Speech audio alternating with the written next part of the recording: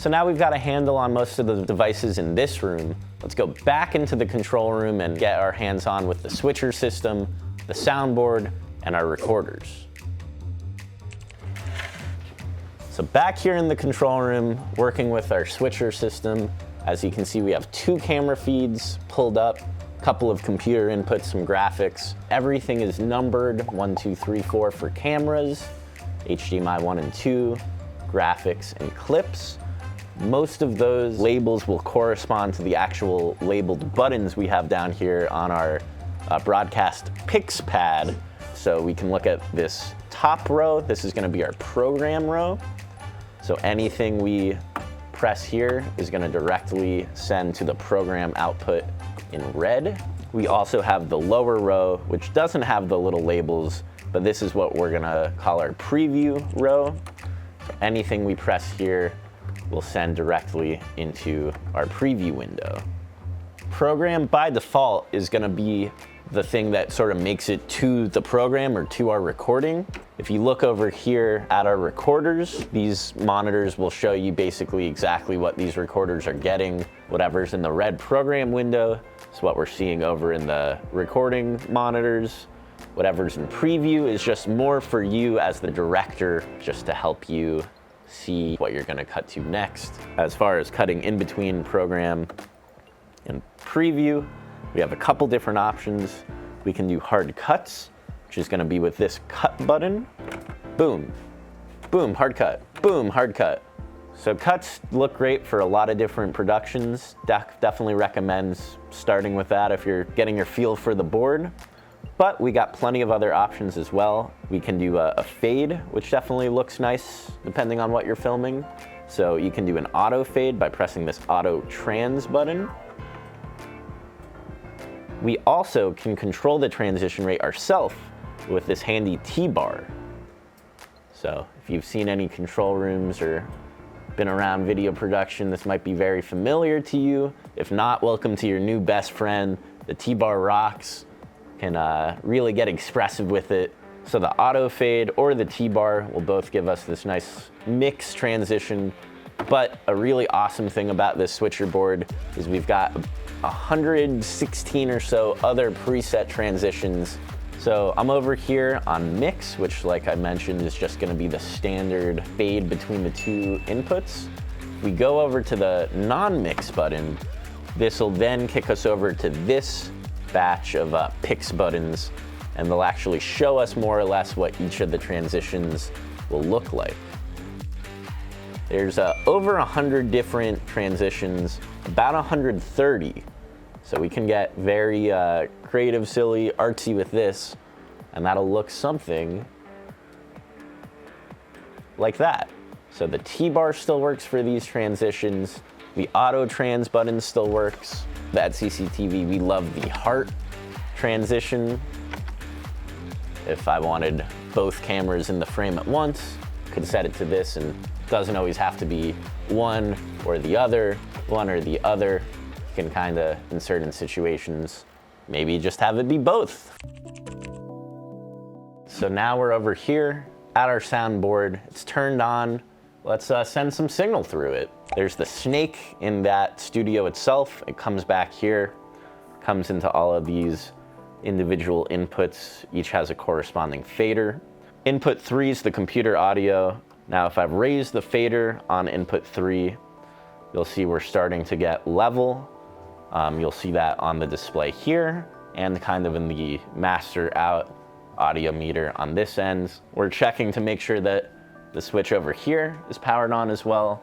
And we can confirm that it is by seeing those up and down meters.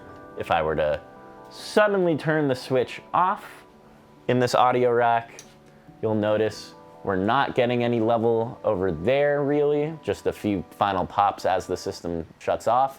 No level over there, but we're still getting level into the soundboard. Just make sure it's not enough to hear audio on the board itself. We need to make sure it's actually making it back to our recorders, into our recording, and we can verify that with the sound meters over there. We're able to raise and lower the volumes by adjusting the faders, but if we want to do anything to an audio track kind of more specific than that, we'll have to select it. So there's this whole top row that selects which input.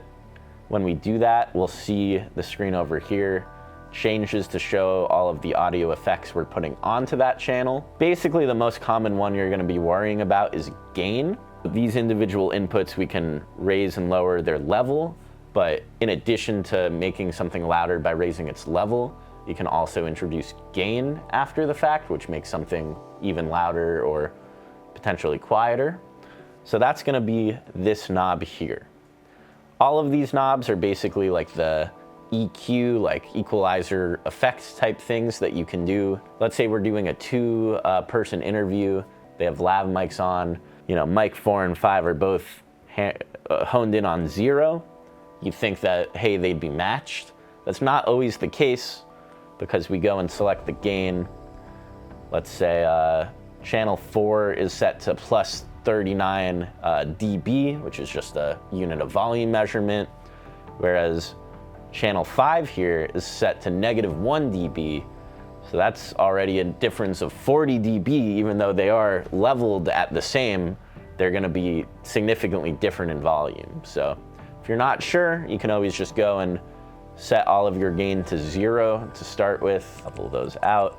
So now they should be a lot more even. They're both set to the same level, but they're also not getting any additional gain. Gonna pull this one back up just so we have some volume going through the system. We have our kind of master volume over here. So you can have your levels all the way up, your gain all the way cranked.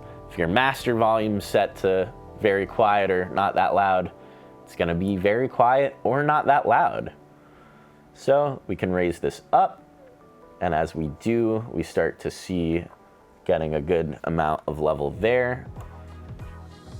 Audio is a little tricky. You can figure it out for yourself what you do and don't like specifically. But as far as broadcast levels go, you're gonna want this board to sort of max out right around 0, sort of right where the green starts going yellow. A little bit of yellow is okay. A lot of bit of yellow and certainly red is when you know you have it way too loud. That's gonna be a really fuzzy mess by the time it makes it to broadcast. Just keep an eye on that. You have a couple different options for monitoring the sounds, and those are gonna be over here. We have this tiny black knob in the blue, which is gonna be our headphone volume. So we've got these headphones plugged in right now. Not hearing a whole lot, but if I crank this up, It's like to be young. it's gonna be quite loud coming out of the headphones right now. Alternatively, we have these studio monitors, very nice. They'll give you a very kind of accurate read on what the sound is like. So that's gonna be the silver knob. About that, I was always like there. And when you get to CC, Thanks, Heinz. So yeah, that raises the volume in the room. You can control those two knobs totally independently of one another. If you want to record it really loud but don't want the headphones to be blaring, you can do that. If you want the in-room monitors, if you want it to be loud in here, but maybe quiet on the recording, quiet on the headphones, you can do that. A bunch of different ways to manipulate it. You just want to make sure you're hanging out in that kind of golden range of volume to send over to your broadcast. Don't feel like you need to understand every single button and every single fader on here. Just as long as you get some signal going and some lights flashing and some audio pumping, you're good. We do have an intercom system built in, so there's a couple of headsets attached to all of those cameras there in the control room, and the camera person can hear either the director, technical director, whoever in here through this kind of patch microphone. This is how it turns up once it powers on. It's powered up by this switch here that we've already flicked on. This was installed upside down, so don't worry. The most important one, the one you'll have to press every time, is you'll need to press this right blue button once to make it orange. That sends the actual audio over to the headsets. We technically have this switch here that says panel mic versus headset. If it's switched down to panel mic, then it'll be pulling the audio from this microphone. If it's split up to headset, it should be sending through here. I'm able to talk down the line to my cameras, just makes things a little easier as far as communication with your camera people go. Over. A few important things on this panel, most namely our KeyPro recorders. So we already reviewed turning them on. You'll notice there's 2 drive bays in each of the recorders. So a green light will turn on one of them to let you know that that's the active hard drive that the recordings are going to right now. So here in KeyPro 1, we're recording to hard drive 2. KeyPro 2 will be, once we record, recording to hard drive 1. Over here in the little display window, it'll show you drive 1, in this case, drive 2 in that case. The percentage next to that will be the amount of remaining free space on the hard drive. These recorders make pretty big recordings, about 1 gigabyte a minute. If you're recording for 60 minutes, it's already a big old file. So these recorders are big, but you'll want to make sure there's enough free space in there for you.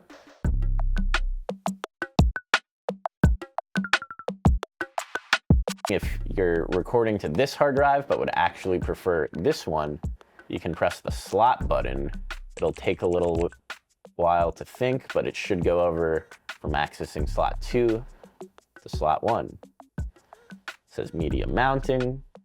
That means it's trying to load up the hard drive. At this point, want to start recording. I'm going to press the red record button. We'll see the numbers starting to count up. And now anything we're recording on KeyPro 2, so anything in this KeyPro 2 monitor is gonna be what goes into our video recording. So we're recording our footage, we're getting this green blinking light here, just letting us know that we're actively writing something to this hard drive. Yeah, that's the beauty of recording. We recommend, if you can, recording on both hard drives, just in case you have that backup. So at this point now, we've done our recording. We're good to stop our recorders here. So I'm gonna press the stop button and it'll go blue. And it'll start saving the file to that hard drive. From there, we can really shut down things more or less in whatever order we want. I like to start over here in the computer. We started this whole thing by pressing that first switch. We can turn the computer down just by navigating here in Windows 7, pressing the shutdown button. It'll tell us the show is still running. Are we sure we want to quit? My answer to that is yes. It might take a minute or so, yeah, while it kind of clears things out. These recorders are still on. All these things are still on, so kind of just in reverse order.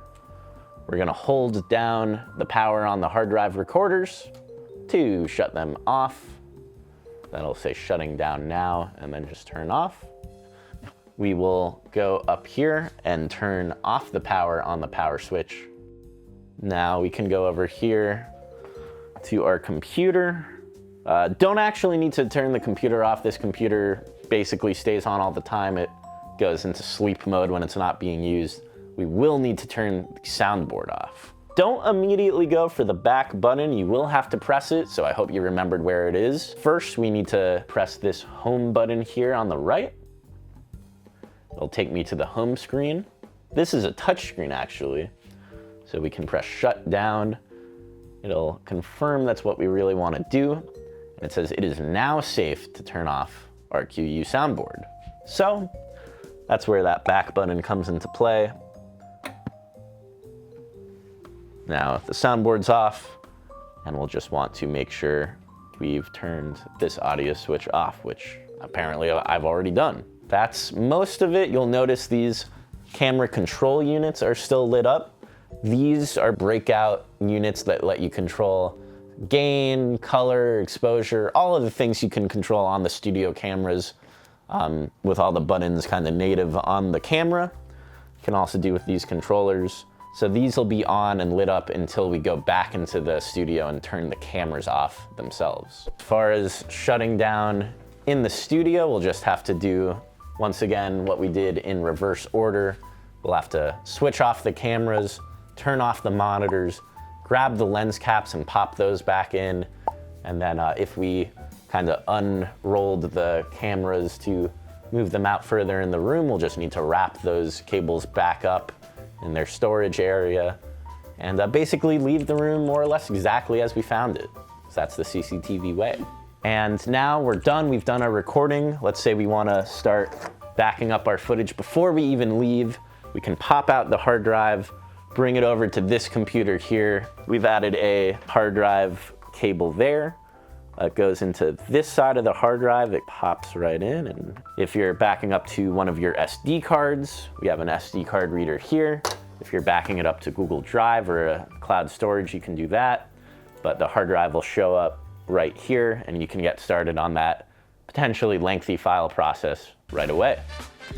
Thank you so much for watching this video tutorial. I know there were a lot of steps, but really just keep practicing, keep at it. Before you know it, you'll be a pro. And if you need any help along the way, the CCTV staff is always here for you. And we're so excited to see what you make next. Thanks for watching.